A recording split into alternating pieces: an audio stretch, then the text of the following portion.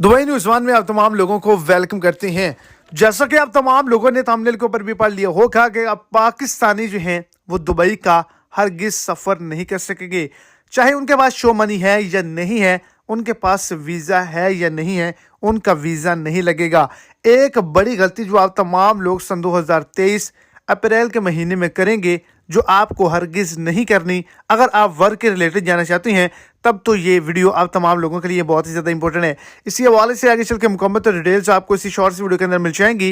Video को शुरू से एंड तक लाजमी तौर पर देखें ताकि आपको तमाम डिटेल की अच्छे से समझ आ जाए। और अगर इस चैनल पर आप फर्स्ट टाइम है तो लाजमी से चैनल को सब्सक्राइब कर दें, इस वीडियो को लाइक कर दें और अपने दोस्तों तक इसको ज़्यादा से ज़्यादा शेयर करें।